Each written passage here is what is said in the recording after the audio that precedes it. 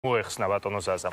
იცით რა, ბატონ გიორგი, ეხლა ნუიტყვით ესე რომ მოეხსნა, ამ სისტემაში ყოველთვის შემოდიან ახალი ადამიანები, ახალი მოქალაქეები და ყოველთვის გადიან ასევე გარკვეული რაოდენობის ადამიანები. ეხლა ძალიან კარგი სტატისტიკა იქნა წარმოდგენილი და პირდაპირ შეიძლება ითქვას, რომ ვინმე სუბიექტურ გადაწყვეტილებაზე არ უნდა იყოს დამოკიდებული სოციალური დახმარების დანიშვნა.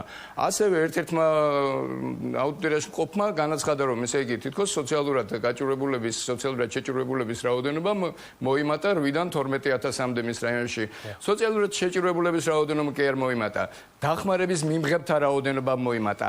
ეს ნიშნავს იმას, რომ სახელმწიფო უფრო მეც ხარჯავს ამ ადამიანებზე და უფრო მეტი ადამიანი ერთვება ყოველდღიურად ამ სისტემაში. უბრალოდ ერთ რაიმეს გეტყვით, მომავალ წელს თვეში დაახლოებით 2,5 მილიონით მეტი არის გათვალისწინებული ასეთი ადამიანების დახმარებისათვის, ვიდრე ეს წელს იყო გათვალისწინებული. აქ უბრალოდ კითხვა ჩდება იმასთან დაკავშირებით, მესმის თქვენ ამბობთ, რომ სოციალური დახმარება შეიძლება ვიღაცას ეხსნება, მაგრამ სამაგიეროდ ვიღაცას ენიშნება, მაგრამ ჩვენ ვხედავთ კონკრეტულ მაგალითებს, უამრავი სიუჟეტიც გავუკეთებია ჩვენ ამასთან